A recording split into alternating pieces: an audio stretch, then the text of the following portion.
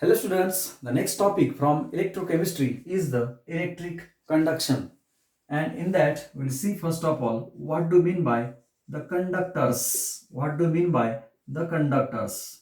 Now there are some substances which facilitate the flow of electricity through them. They are called as conductors. So what are conductors? The substances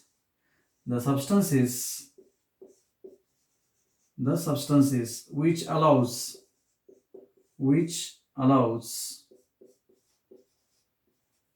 flow of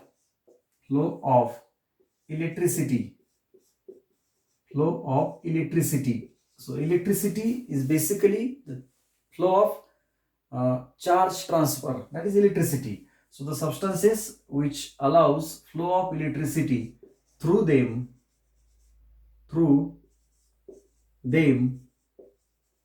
are called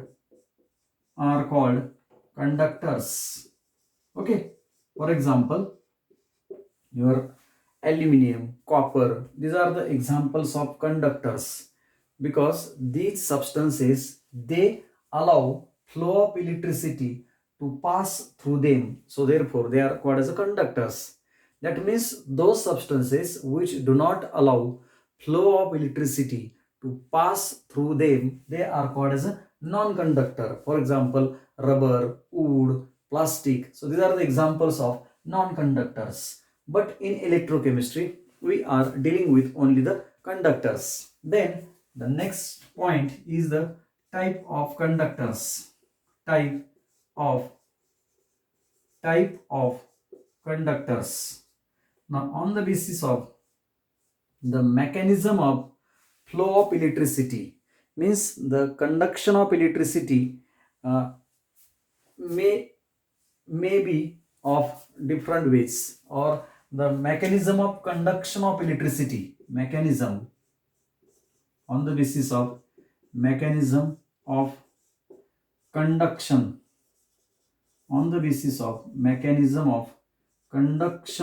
of electricity.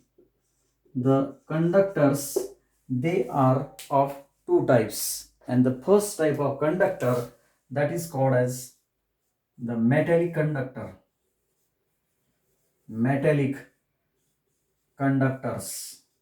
Now what do you mean by metallic conductors? So here the conduction of electricity that takes place, or this metallic conductor is also called as a electronic conductors. Now in this particular case, the conduction of electricity takes place by direct flow of electrons, so they are called as a metallic conductors. Okay, means for example your copper metal, so here the conduction of electricity takes place from one point to the another point directly. Okay, so therefore these type of conductors, they are called as metallic conductors. So what are metallic conductors? The conductors which allows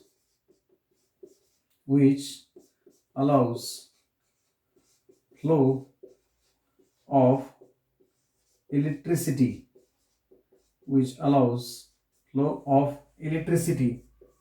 through them by direct flow of electrons, are called metallic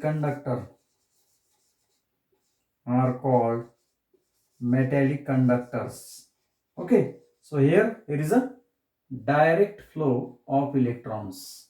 Okay, means in this type of conductor, no chemical composition of matter changes. Okay, means there is no any type of transfer of matter from one part of the substance to the another part of substance. Here only the electricity is carried out by the flow of electrons.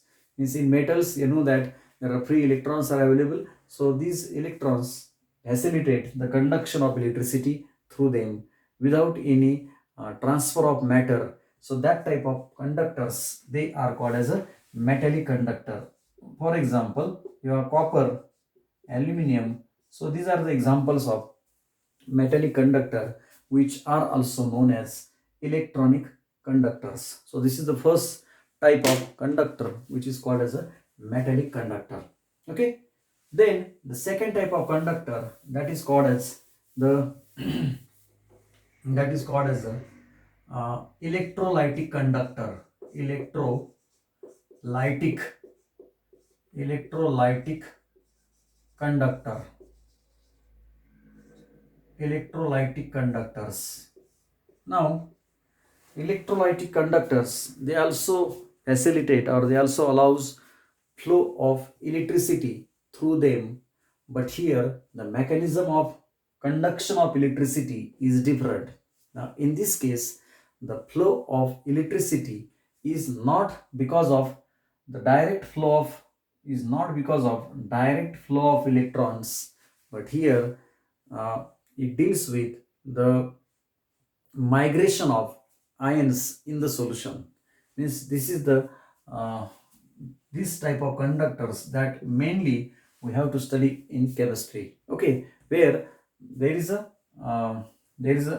flow of electricity, but not because of mobile electrons, but it is due to the migration of ions in the solution. So that type of conductors, they are called as a electrolytic conductors. So the conductors which allows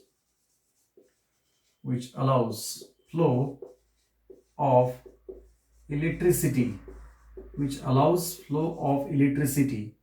through them by uh, transfer of ions in aqueous solutions. Okay, so these type of conductors, they are called as electrolytic conductors. For example, let's say you have the aqueous NaCl solution. How this solution is prepared?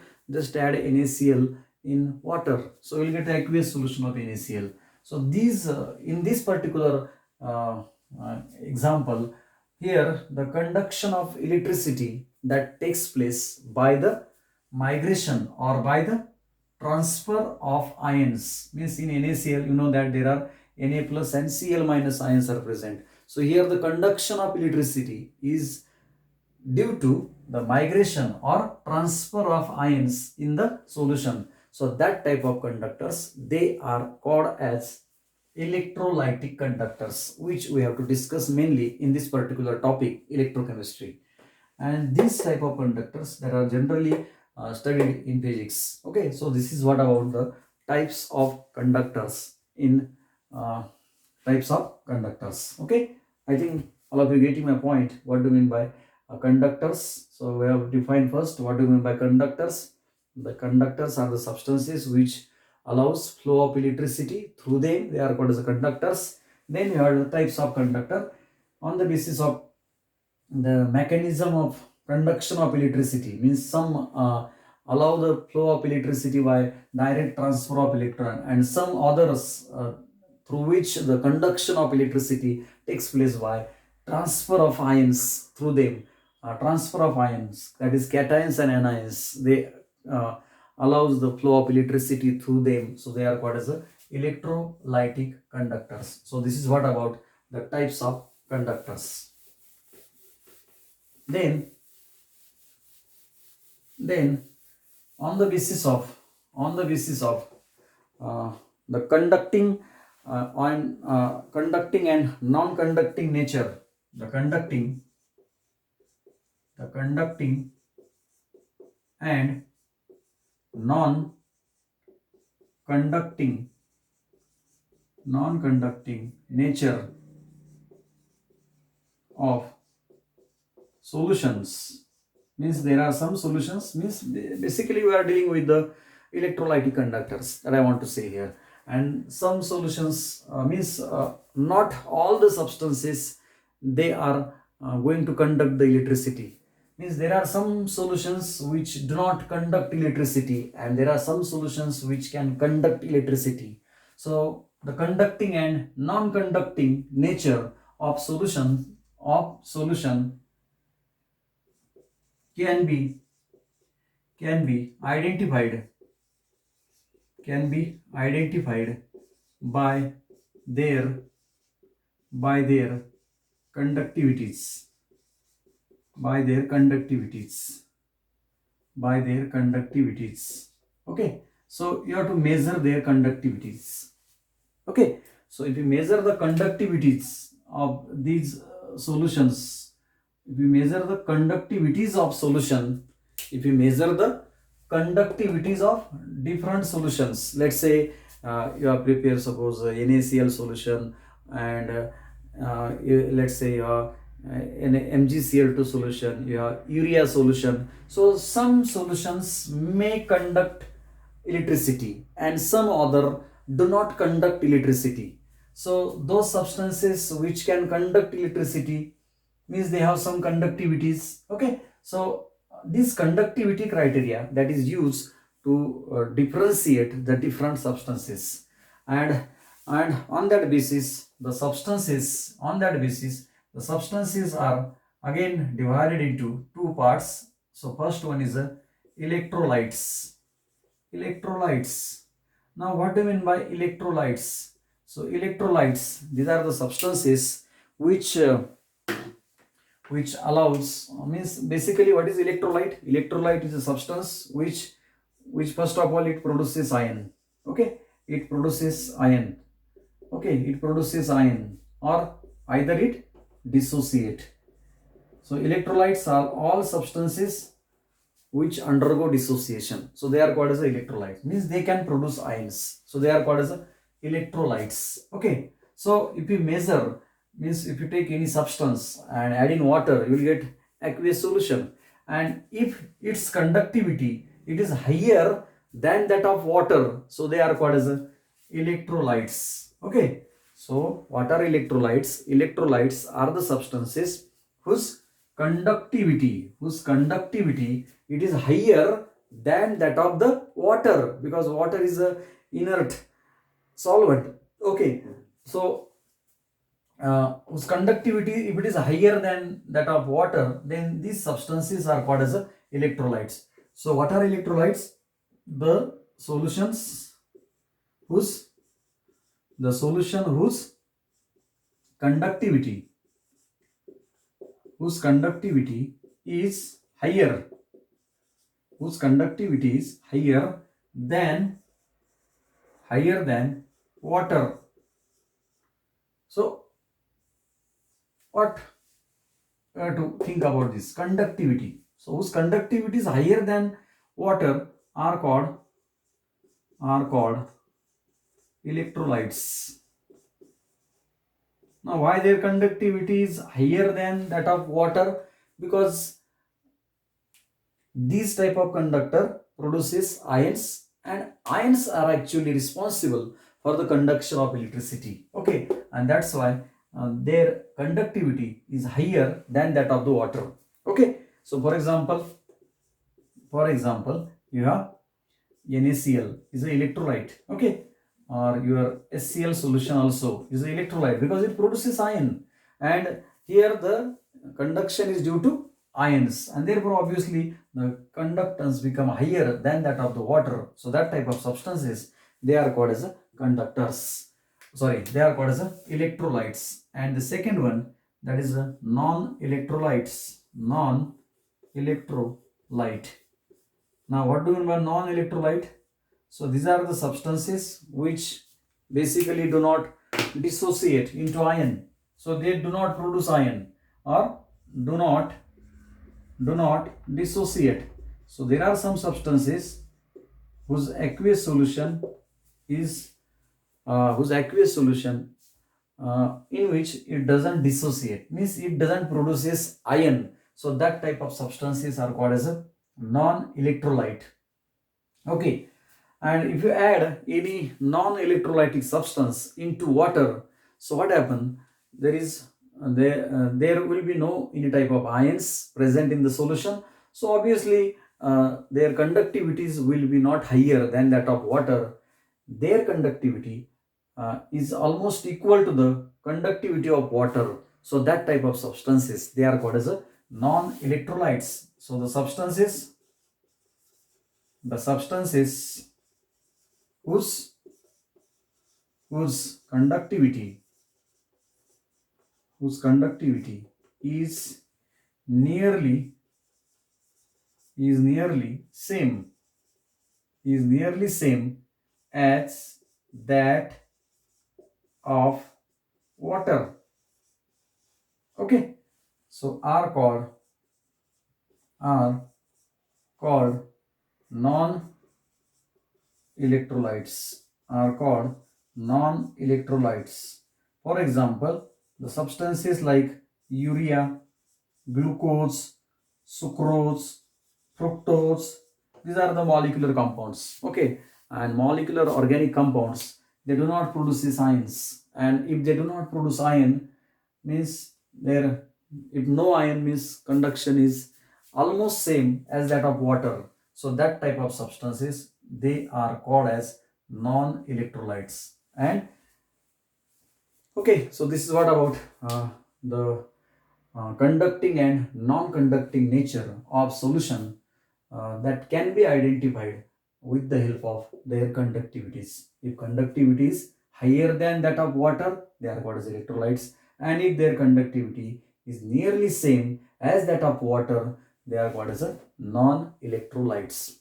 Now in electrochemistry, we are not dealing with non-electrolytes, only we will consider electrolytes. Okay, now all electrolytes. Okay, up till now I hope you are getting all that things. Okay, now all electrolytes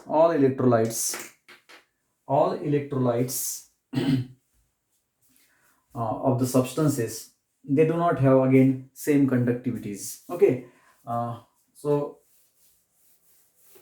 all the electrolytes, they do not have same conductivity, means some electrolytes have higher conductivity and some electrolytes have lower conductivity. So on that basis, on the basis of that, the electrolytes, okay, they are okay. So what we have done, we have classified the substances, into what? Electrolytes and non electrolytes on the basis of conductivity. And now these electrolytes,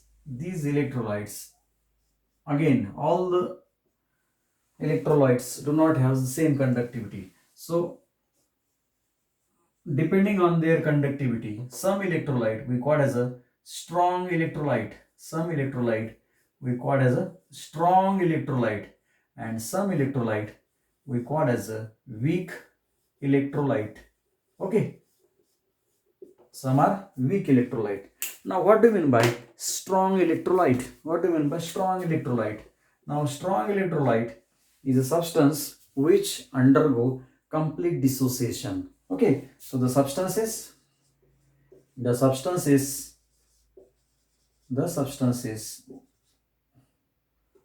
substances which undergo complete dissociation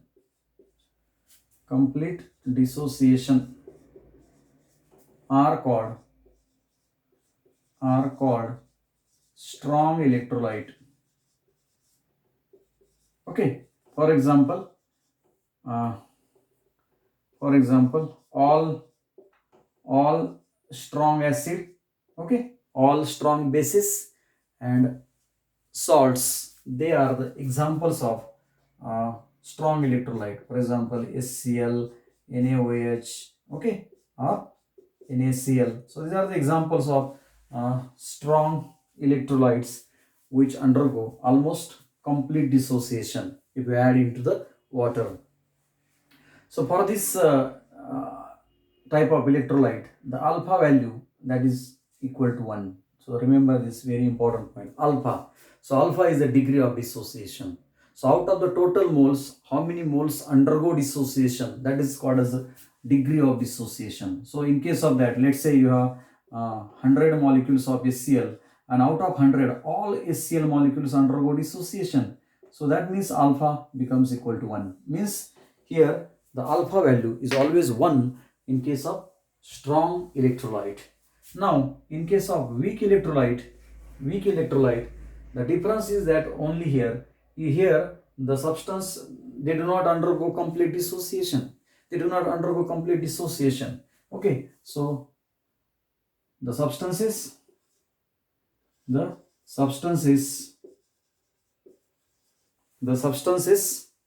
okay, which dissociate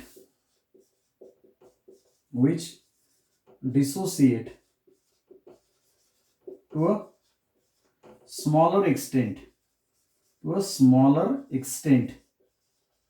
are called weak electrolyte. So here the dissociation is not complete because these are the weak electrolytes. So here, for example, all weak acid like acetic acid, which is the example of weak electrolyte, or you have any weak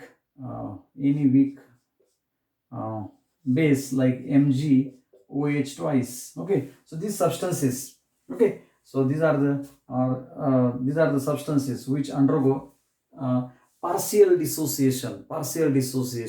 So therefore they are called as a weak electrolyte. And in case of weak electrolyte, alpha value, it is always less than 1. So remember this point, alpha value, that is the degree of dissociation. Already I studied in ionic equilibria, alpha. Okay, so this alpha value, it is found to be less than 1 for weak electrolytes. So this is what about the substances. Okay, on the basis of their conductivity, they are classified into electrolytes and non-electrolytes. Okay, so in case of non-electrolyte, what is the value of alpha?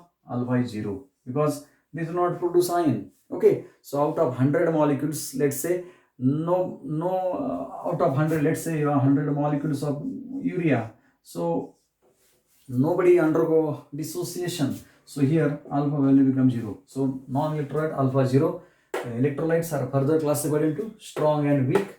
So these are the strong electrolyte which undergo complete dissociation. They are called the strong electrolyte. Alpha value is 1 for strong electrolyte, and the electrolyte which undergo partial dissociation. Okay, out of 100 molecules, let's say only 10 molecules undergo dissociation. Okay, so this extent of dissociation, that is measured in terms of the degree of dissociation, which we call as alpha. So remember, for strong electrolyte, alpha value is 1. For weak electrolyte, alpha value is always less than 1. And for non-electrolyte, alpha value, it is equal to 0. So in this particular topic, in electrolytic conductors, we are basically dealing with the electrolytes, whether it is strong or either weak electrolyte. Okay, so this is what about the electrical conductors.